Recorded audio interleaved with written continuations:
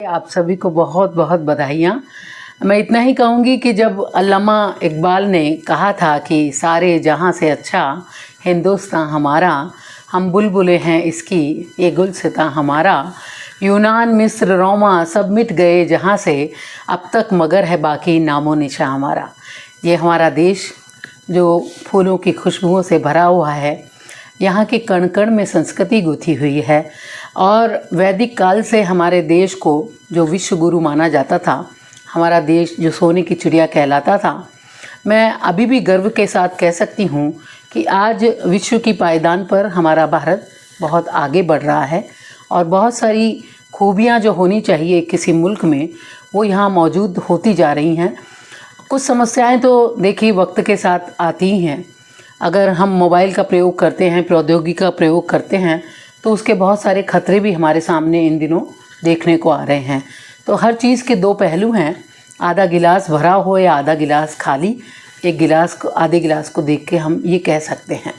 तो वही भावना मैं कहती हूँ और मैं सोचती हूँ कि आज की युवा पीढ़ी को बहुत सारी बातें समझने की ज़रूरत है, जो कि आजकल खाओ पियो मौज करो के दौर में बढ़ती जा रही है। मैं खुद इर्द गिर्द परिवारों में देखती हूँ कि बच्चों को मोबाइल दे दीजिए, मोबाइल दे दीजिए और उसके अलावा उनको परिवार से बहुत ज़्यादा मतलब अपेक्षा होती है, लेकिन परिवार के लिए वो लोग कुछ कम करना चाहते हैं। और जैसा कि आप जानते हैं कि पुराने समय में, हम लोगों के समय में, हमारे माता पिता के समय में एक संयुक्त परिवार होते थे, बहुत सारे भाई बहन होते थे, सिबलिंग्स होते थे। लेकिन अब जो एक एक दो दो बच्चे, और अभी नई पीढ़ी में तो मैं देख रही हूँ कि एक तो उम्र के बाद, विवाह के उम्र के बाद भी, बहुत लंबी उम्र के बाद उनको मतलब कोई बच्चा पैदा होता है या वो करना ही नहीं चाहते, और अगर एक हो भी जाता है तो दूसरा बच्चा पैदा करने के लिए सोचते हैं।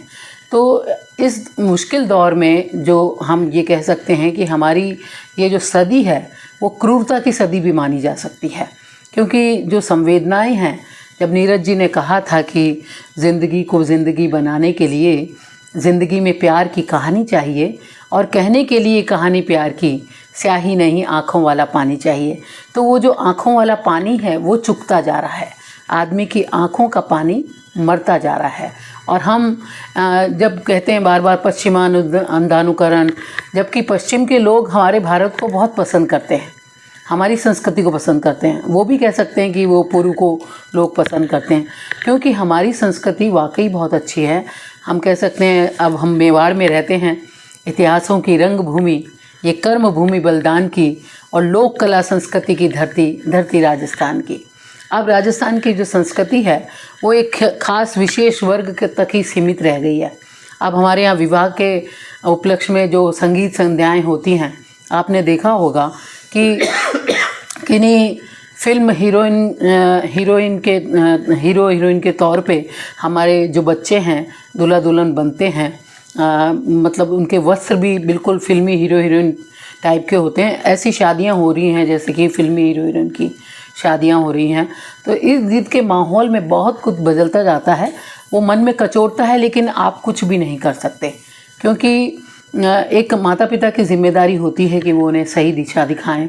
आपने देखा होगा कि प्री वेडिंग शूट आजकल, तो प्री वेडिंग शूट अगर वो करते भी हैं, एक पर्सनल मामला होता है आपके मोहब्बत का या मोहब्बत के इज़हार का, वो आप पब्लिकली उसमें एक फ़िल्म बना के शो करते हैं, तो उसमें बड़ों के लिए बहुत ऊहापोह की स्थिति हो जाती है, उनके लिए बहुत ऑड हो जाता है। तो हमारी संस्कृति को कुछ तौर पे बचाने की ज़रूरत है, और जो भी खतरे हमारे सामने आ रहे हैं उनको देखने की ज़रूरत है, और युवा पीढ़ी को ख़ास तौर पर एक मार्गदर्शन की ज़रूरत है। और इसके लिए क्योंकि मैं सोचती हूँ कि अभी जो OTT का दौर है ना, फिल्म और OTT का दौर, तो बहुत नग्नता, बहुत अश्लीलता, और जो हमारे देश में है ही नहीं, समलैंगिकता के इतने रिश्ते बता दिए जाते हैं हर सीरियल में। मैंने देखा है, अभी कुछ OTT पे मूवीज़ देखी थी, फिल्में देखी थी, उसमें मुख्यमंत्री जो बने हैं 2 फिल्मों में, दोनों ही मुख्यमंत्री, और दोनों ही, एक तो गे है, एक लेस्बियन है। तो हम किस संस्कृति को दिखाना चाहते हैं? ये फिल्म मेकर कहाँ से आते हैं? इन्हें सोचना होगा कि हमारी भारतीय संस्कृति को इस तरह से विलोपित ना करें, विकृत ना करें। और इस ज़माने में जहाँ हम कहते हैं कि माँ प्रथम पाठशाला होती है, तो घर भर में हम बच्चों को ये ना सिखाएं कि अंग्रेज़ी में बात करें, हम बच्चों को ये ना सिखाएं कि फलां फिल्मी डांस पे ठुमके लगाएं। बच्चों को कपड़े पहनाने की तहज़ीब होनी चाहिए। वो सब बातें होते होते जब वो प्रगाढ़ता पकड़ेंगी, तब वो बच्चे एक हमारे देश के भविष्य के सुंदर बच्चे बनेंगे, अच्छे नागरिक बनेंगे। तो ये सब मैं कहना चाहती हूँ। और इसके लिए सरकारें कुछ भी नहीं कर सकती, सरकारें केवल ये योजनाएँ बना सकती हैं और वो उनको लागू कर सकती हैं।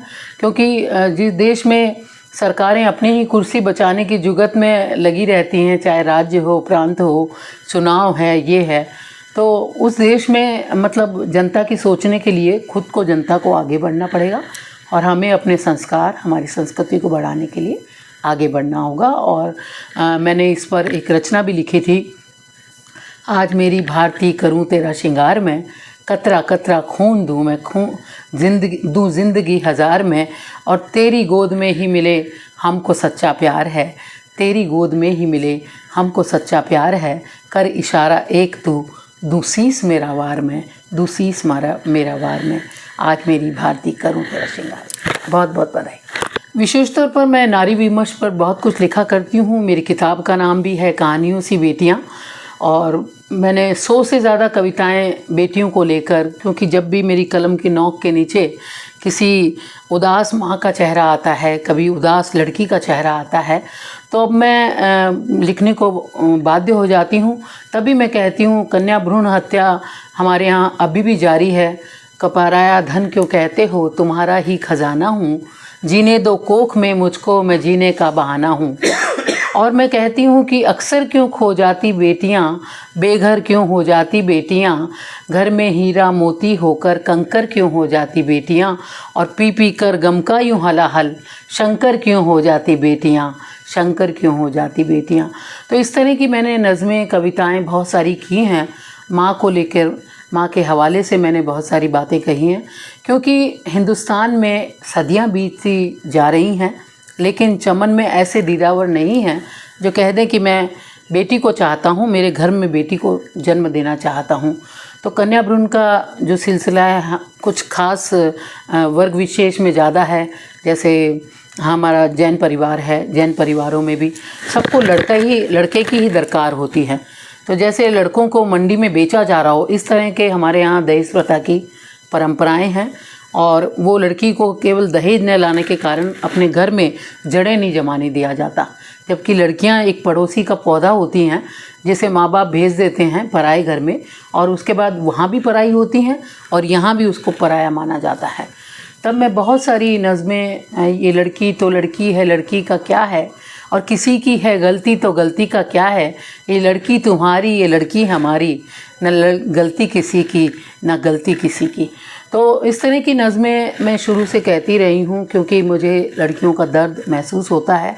कानूनी रूप से बहुत सारा संबल मिला है, जैसे कि प्रॉपर्टी में हकदार, लेकिन हम देखते हैं कि लड़कियों के विवाह के बाद अगर उनको ज़रूरत भी हुई तो उनके भाइयों को वो नहीं कहेंगी कि हमें पिता और माता की संपत्ति में से हक चाहिए कानूनी रूप से बराबर का, क्योंकि उससे उनका मायका ख़त्म हो जाएगा। कोई भी स्त्री नहीं चाहती कि मैं पति के घर से मायके ना जा पाऊँ, और इसी उलझनों में वो रह जाती हैं। वहाँ भी भाई की पत्नी भी किसी की बेटी है, वो नहीं चाहेगी कि मेरी संपत्ति किसी और को जाए। तो ये विद्रूपताएं हमारे भारतीय समाज की है। थोड़ी ये बताएं, सच्चाई है कि नाता कट गया परिवार से जिसने मांगा है? हाँ बिल्कुल बिल्कुल। जब भी कानूनी रूप से, भले ही एक बार को तो वो घर में ही कहेगी कि मुझे अपना संपत्ति का हक चाहिए, तो वो निश्चित रूप से आजकल ज़माना ऐसा है, इतना स्वार्थ लोलुप समाज है, तो वो नहीं देना चाहते और वो कट जाती वहाँ से। हाँ, सामाजिक परंपराओं से। बिल्कुल बिल्कुल। तो इसी वजह से ये बहुत सारी समस्याएं हमारे यहाँ। हाँ, एक मिनट रुकिए। जब हमारा ख़ास तौर पर मतलब हमारा जो ये कहते हैं आर्यव्रत है भारत, तो यहाँ पे 4 जातियाँ उस समय मानी जाती थी, जैसा कि आपको मालूम है, शूद्र हो गए, ब्राह्मण हो गए, इस तरह से राजपूत हो गए। तो हमारा जो वर्ग भेद है वो आज भी तगड़ा है। आपको मालूम है हमारी चुनावी राजनीति केवल इन जातिवाद पे बहुत ज़्यादा टिकी हुई है। ख़ास तौर पर हम बिहार और उत्तर प्रदेश की बात करें, इन इलाकों में आपने देखा होगा कि बाहुबलियों का बोलबाला है, जहाँ छोटी जाति वालों को मार दिया जाता है, घोड़ी पर से आज भी उतार दिया जाता है। और दलित समाज की बात करें तो आज भी अगर हम भेदभाव करते हैं, किचन में हम किसी हरिजन को नहीं रखेंगे, किसी को बुलाएं, घर में छुआछूत भी हो जाती है। तो हम वो परंपराएं जो शुरू से चल रही हैं वो आज आगे भी चल रही हैं। और भारत में मैं सोचती हूँ कि क्योंकि हमारा 80% गाँव में बसता है भारत, ये गिने चुने शहर हैं जो हम उंगलियों पे गिन सकते हैं, तो गाँव में आज भी वही हालात हैं। मैं खुद गाँव से हूँ, जब जाती हूँ तो वही कोने की वो जो दुकान है, नाई की दुकान है, तो वो वैसी की वैसी है। उनके आगे के बच्चे थोड़े सफ़ेदी लिए हुए वो काका वगैरह खड़े होते हैं वहाँ दुकानों पे, लेकिन स्थितियाँ आज भी कमोबेश गाँव में वैसी ही हैं। और बहुत ज़्यादा शहरों में बदलाव आ भी गया है, तो उसका बहुत ज़्यादा असर ना, क्योंकि अगर रोशनी फैलनी चाहिए तो सब जगह फैलनी चाहिए, लेकिन हमारे यहाँ दुर्भाग्य से ऐसा नहीं है।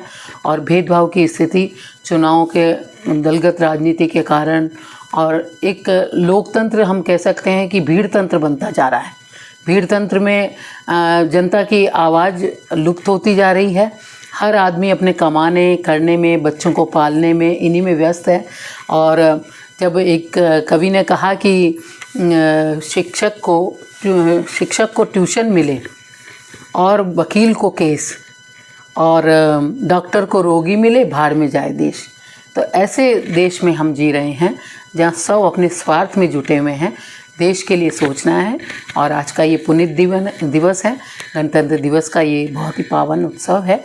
हमें चाहिए कि हम इस दिवस पर ये संकल्प लें कि अपने साथ, अपने परिवार, अपने समाज के साथ ही हम देश की भी सोचें। देश के लिए हम क्या त्याग कर सकते हैं वो भी सोचें। भारत माता की जय।